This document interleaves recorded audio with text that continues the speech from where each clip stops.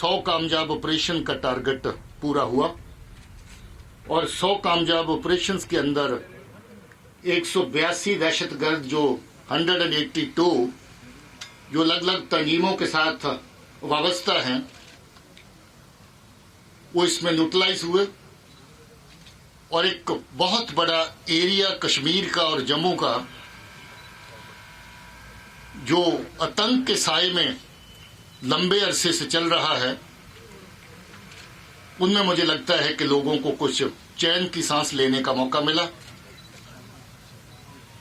ये जो दहशतगर्द मारे गए इसमें 44 के करीब टॉप टेररिस्ट हैं। जब मैं टॉप कहता हूं तो ए++ कैटेगरी जो तंजीमों को जिला डिवीजन या ड्यूटी के ओवरऑल हेड के माफक ऑपरेशनल कमांड देते हैं, उस तरह के दहशतगर्द 44 इसमें शामिल हैं।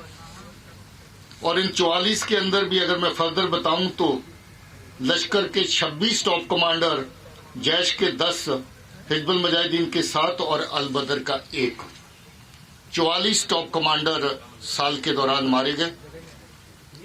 और ये वो टॉप कमांडर हैं जो लोगों की जान माल के साथ कैसे खिलवाड़ करना है, लोगों की रोज की जिंदगी को कैसे डिस्टर्ब करना है, पाकिस्तान के इशारों पे मौत का नंगा नाच यहां पर कैसे रचाना है, उसकी साजिशें बनाने में शामिल रहते हैं और लोगों को हर तरह का वो नुकसान करने के लिए और उनके अंदर डर और खौफ की फीलिंग पैदा करने के लिए हर वो कार्रवाई करते हैं जिसमें जहां पर लगे कि माहौल शांत नहीं है, माहौल अच्छा नहीं है। ये 44 टॉप कमांडर और 182 दहशतगर्दों के सफाई के साथ मुझे ये बताते हुए भी खुशी है कि पहली बार पिछले बहुत सालों में सबसे कम दहशतगर्द जो इस वक्त एक्टिव हैं उनकी गिनती बची है। बड़े लंबे अरसे के बाद ये फिगर इतनी नीचे आई है। जहां हिंटरलैंड में अलग अलग जगहों पे कामयाब ऑपरेशन हुए, वहां हमारी बॉर्डर की ग्रिड जिसमें आर्मी, पुलिस, बीएसएफ सब लोग शामिल हैं, उस फ्रंट के ऊपर भी बड़ा कामयाब साल रहा और बड़े लंबे अरसे के बाद इन्फिल्ट्रेशन का मेयार, इन्फिल्ट्रेशन का लेवल भी बहुत कम रहा। पूरे साल के अंदर सिर्फ 34 इस तरह के दहशतगर्द इन्फिल्ट्रेट करके इस पार आ पाए, जिनमें से काफी लोगों का सफाया 182 के अंदर हो चुका है और बाकी की तलाश जारी है। और लॉ एंड ऑर्डर के फ्रंट के ऊपर अगर देखें तो मुझे लगता है कि ये फिर नहायत ही कामयाब तरह का एक साल रहा है। स्टोन पेल्टिंग जिसको धीरे धीरे लोग भूल रहे हैं,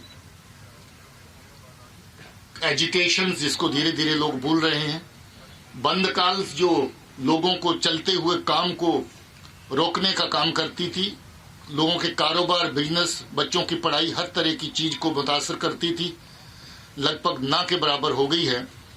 और लॉ एंड ऑर्डर तो 60 to 70% तक इम्प्रूवमेंट और ज्यादा होगी। ये चंद ऐसे इंसिडेंट हुए जहां बहुत ही लोकलाइज्ड लेवल के ऊपर बड़ी कम तादाद में लोग निकले, मगर कार्रवाई बहुत इफेक्टिव पुलिस की तरह प्रभावी कार्रवाई की गई, जिसमें बहुत सारे लोग जो स्टोन पेल्टिंग में शामिल थे उनके खिलाफ सख्त कार्रवाई भी करी गई और जो बिल्कुल छोटी उम्र के बच्चे हैं उनको समझाने की कोशिश भी की गई कि ये रास्ता अभी तक किसी को रास नहीं आया है, नुकसान होता है, आप भी इस रास्ते से बच के रहिए।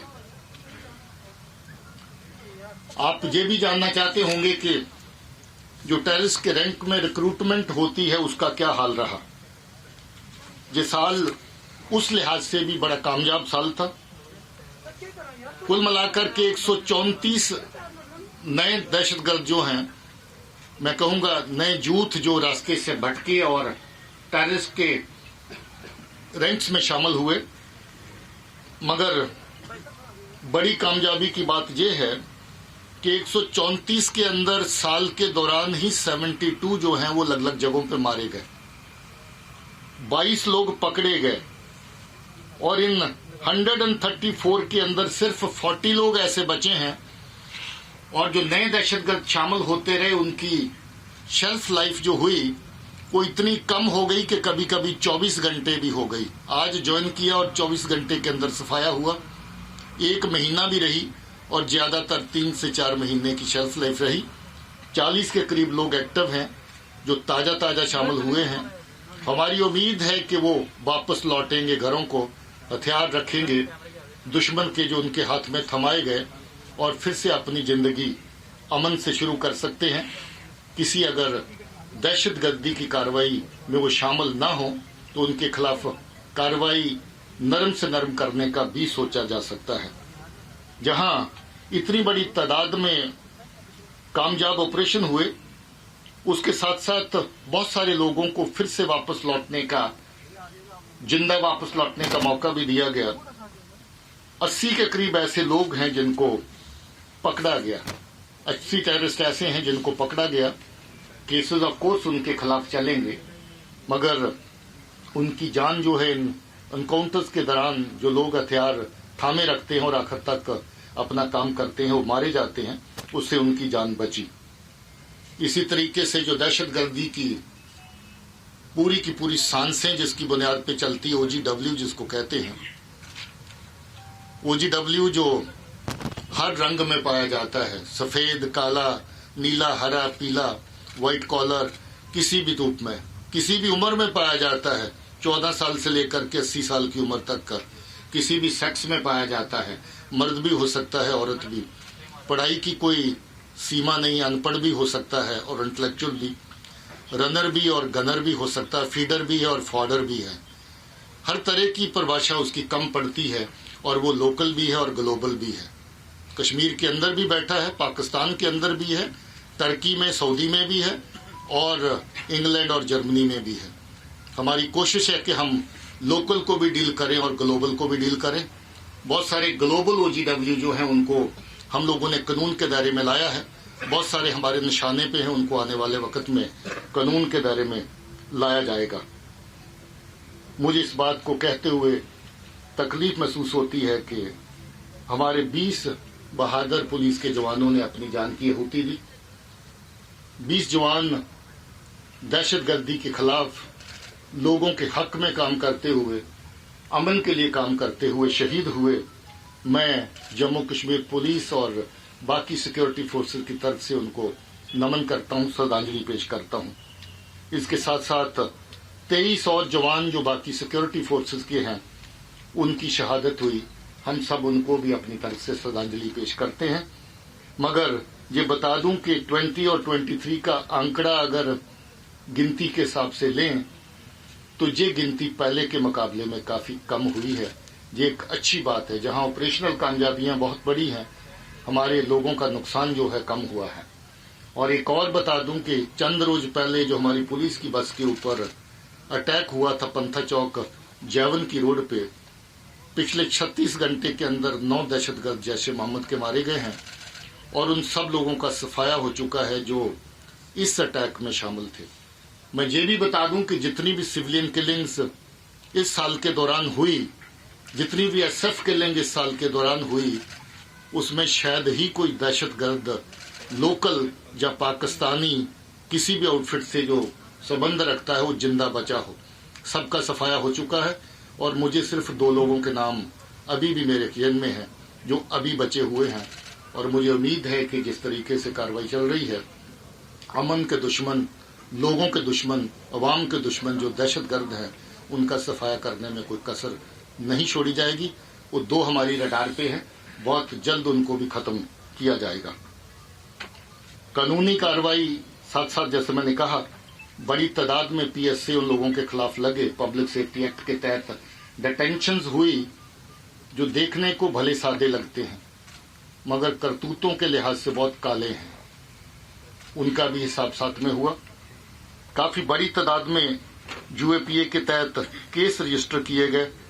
497 तादाद है केसेस की, जो ऐसे लोगों को डील करने के लिए जो मिलिटेंसी में न सिर्फ डायरेक्टली इन्वॉल्व हैं, बल्कि इनडायरेक्टली मिलिटेंसी को, दहशतगर्दी को जिंदा रखने में, चलाने में अलग अलग तरह की हरकतें करते हैं।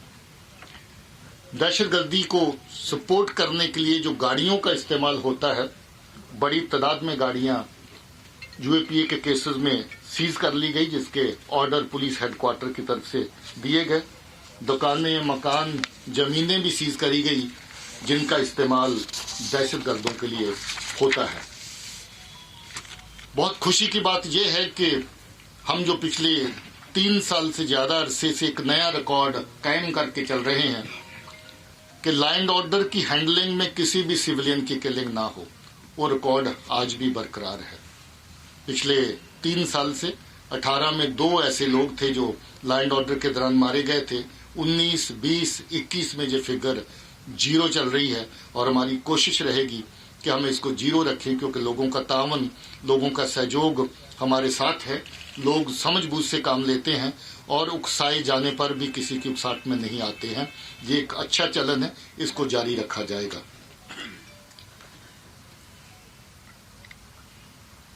ड्रग्स का एक नया खेल जो पाकिस्तान की तरफ से शुरू हुआ है। मैं बार बार कहता हूं कि पाकिस्तान पंजाब को ये तोहफा पहले दे चुका है। जब वहां दहशतगर्दी खत्म हो रही थी तो ड्रग्स भेजी गई। ड्रग्स के 2 फायदे पाकिस्तान की नजर में होते हैं। एक तो नस्लों को खोखला करें, खत्म करें उसकी साजिश, ताकि एक बदला लें आप सब लोगों से जो उनकी साजिशों में, उनकी चालों में शामिल नहीं होते हैं, और उनके बच्चों को बर्बाद किया जाए। दूसरा ये कि नारकोटिक्स से जो पैसा आता है उसी पैसे से मिलिटेंसी को चलाया जाए। करोड़ों की तादाद में हम लोगों ने ऐसा कैश पकड़ा है इस साल के अंदर, जो या तो दहशतगर्द को सीधा पाकिस्तान की तरफ से नारकोटिक्स की सेल के जरिए से पहुंचाया जाना था, या फिर लौट करके पाकिस्तान में जाना था, ताकि आने वाले दहशतगर्द जो सरहद पार से आते हैं उनको इंडियन करेंसी के तोहफे वहीं से देके साथ में भेजा जाए। करोड़ों की तादाद में ऐसा कैश हमने इस बार पकड़ा है। बड़ी तादाद में, क्विंटल्स में इस बार मिकदार है इसकी, जो अलग अलग तरह की ड्रग्स पकड़ी गई, जिसमें हीरोइन भी शामिल है, चर्स भी शामिल है, ब्राउन शुगर भी शामिल है, पॉपिस्ट्रा भंग है, लोकली ये स्मगल होता है, कश्मीर से बाहर जाता है, मगर बाकी नारकोटिक सब्सटेंसेस जो पाकिस्तान की तरफ से आते हैं उनकी तादाद ही नहीं बढ़ी, बल्कि हमारी कार्रवाई भी और तेज हुई। 1560 केस हम लोगों ने इस साल में दर्ज किए और 2410 लोग जो हैं इन केसेस के अंदर पकड़े गए, जिनके खिलाफ सख्त से सख्त कार्रवाई एनडीपीएस के तहत की जा रही है। 10 केस नार्को टेरर नेक्सस वाले थे, जिसमें स्मगलिंग की हुई नारकोटिक्स का पैसा दहशतगर्दी के अंदर झोंका जाना था। 10 केसेस ऐसे भी रजिस्टर किए गए और 25 लोग जो नार्को टेरर के नेटवर्क्स में काम करते हैं वो पकड़े गए।